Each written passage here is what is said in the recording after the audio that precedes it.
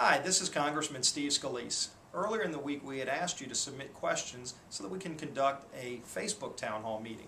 This is the first one that we've done like this. Hopefully we can do this on a regular basis, but we've got a few minutes and I'd like to just get straight into your questions and answer them, and let's talk about what's happening here in Washington. First question comes from David. It says, Steve, what are the chances that Congress will pass a budget with substantial budget cuts? Frankly, David, I think one of the biggest challenges our country faces right now is the runaway spending in Washington. 42 cents of every dollar our country spends is borrowed money, money that's being borrowed from our children and grandchildren in countries like China. I think we need to rein in the out-of-control spending here, and frankly, we need to stop spending money that we don't have. So there are a few things happening. One, last year when Nancy Pelosi was in charge of the House, they didn't even pass a budget. First time in decades that had happened. So the federal government's operating without a budget. So there is a bill that we passed a few weeks ago to continue funding the government, but at reduced levels. We actually made $100 billion in cuts. The president and some in the Senate said that that's too much to cut. And frankly, I don't think that's enough. I think we need to go further in cuts this year, and then starting October 1st, we just today submitted our budget for the next year. And in fact, the budget that we submitted, and Paul Ryan, who's our budget chairman in the House, a great job that he's done of putting together a budget that actually reduces drastically the runaway spending, gets control over the debt, actually puts a plan in place to pay down our national debt and to free our children and grandchildren from the mountain of debt that they're facing.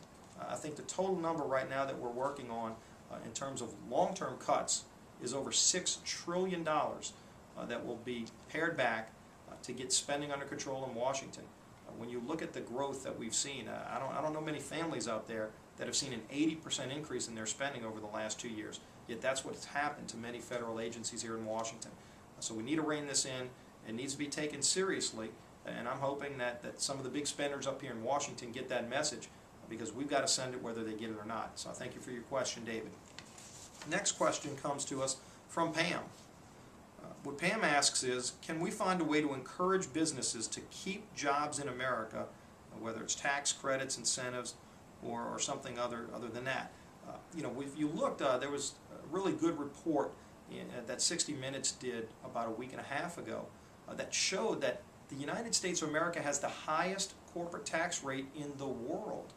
It is literally a tax rate that is running millions of jobs out of our country.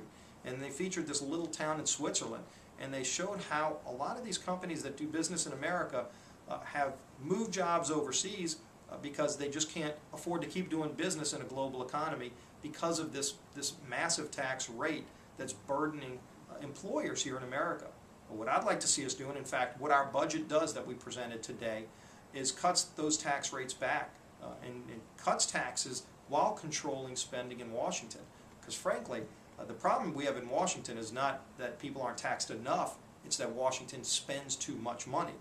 So if we allow our employers here in America, our small businesses, to be able to compete, to be competitive with foreign countries, so that they don't have to move those jobs overseas, we'll actually be able to bring millions of jobs back to the United States and hundreds of billions of dollars back into the tax coffers here to pay down our debt, as opposed to going and helping those foreign countries. So again, tax policy drives some of this, and big out-of-control spending in Washington drives some of this. We're addressing that in our budget. Hopefully that's something the President will support, but we're going to continue to push for those kind of changes. So thank you, Pam. Next question from Justin. He asks, what are the cuts for your staff and colleagues? In fact, one of the very first bills that I was able to vote for in this new Congress, when the Republicans took control of the House in January, one of the very first things we did was say, we want to cut spending in Washington. And frankly, Washington's spending money we don't have, and that's got to stop. But we said we're going to start here at home. We're going to start in our house by cutting our own budgets. So the first bill that we passed out of the new Congress was to cut the actual budgets of members of Congress by 5%, saving millions of taxpayer dollars, but showing that we're willing to lead by example. And I think that was what was important, because too often you hear a lot of rhetoric in Washington, and yet there's no accountability, and frankly, we need to have an honest discussion about what's happening in Washington, and that means we need to put our money where our mouth is. And so that's what we did. We said we're going to start the cuts with us, with our own budgets here as members of Congress, and we did that, and then we started working on other areas of the federal government that have been bloated over the years. So I appreciate your question, Justin. Next question is from Kathleen. Why can't Congress meet deadlines like others in the workforce? I don't understand. We need a budget every year to operate.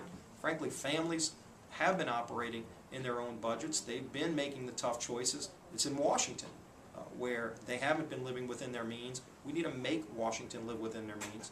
That's one of the big fights we're having here with the budget. So I'm going to continue fighting to make sure that we pass a budget, and especially one that really brings Washington spending under control, lets us live within our means. So I appreciate that. We have one final question from Dan, and we'll wrap it up, dealing with health care. He was asking why the federal government's paying health care for states and retirees for companies. We did an investigation on this just last week on the committee I serve on. We found out that companies like GE, who we found out they paid no taxes last year, yet they got millions of dollars from President Obama's government takeover of health care. What was even most offensive in that is that they were bailing out states with this taxpayer money. $53 million went to bail out the state of California.